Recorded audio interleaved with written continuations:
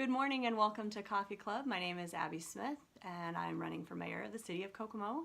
This is our last Coffee Club video before the primary election on Tuesday, May 7th. And so I'm going to try to make it short and sweet. I've got a lot of GOTV work to do today and the next couple of days. GOTV stands for Get Out the Vote.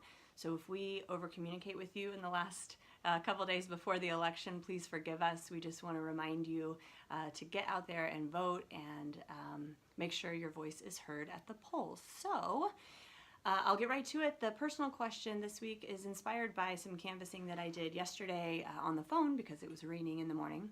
I talked to a woman who was taking her granddaughter to vote for the first time, and they are going to vote for me, and they were very excited, and that was just awesome to hear.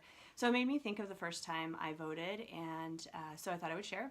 My parents always took my sister and I to the polls with them. We would get up very, very early because they both worked outside the home, so we were first in line, 6 a.m., early voters.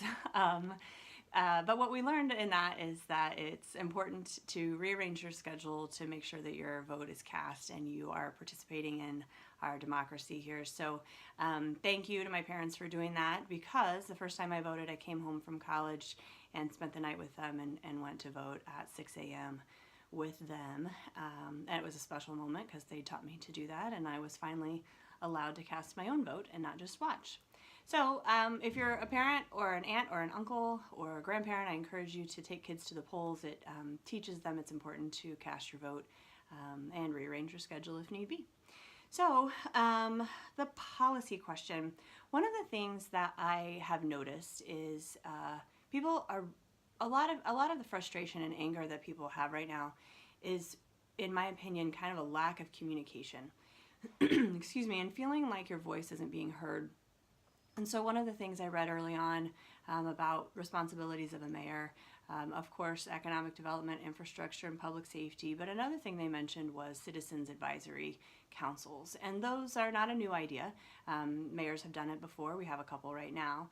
But one of the things that I am good at is taking an idea that has come before and adapting it and ensuring that its net is cast wide enough that we ensure that we have all perspectives at the table and keeping with and reflective of our community and gathering people together and having their voice heard so that we can push the whole forward together. So I look forward to doing that and making sure that it's a continuous dialogue, that those advisory councils aren't just episodic, so they do one thing and then they go away, but rather they provide a communication tool for citizens to give feedback to leaders. So I think good leaders always take feedback, even when they don't like it, even when they don't like the person who's giving it, because it's not about personalities, it's about being honest and making sure that we are creating the best community that we can.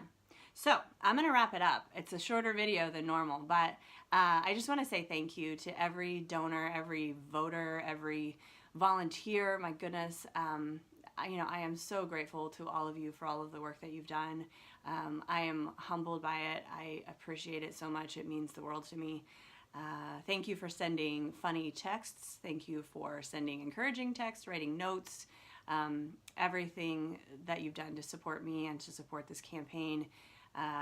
I think that we've done some really good work here. I plan to win, but as Matilda said, the only thing I would regret was not trying. I want to share one last story with you. I got a text from a woman this week who said that she learned for the first time that ever in their 15-year marriage that her husband had never voted in his life.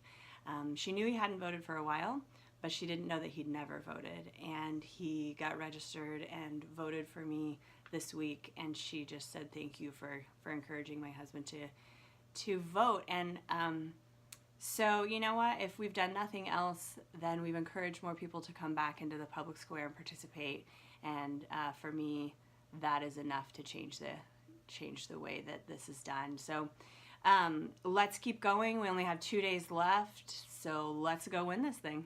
Thanks.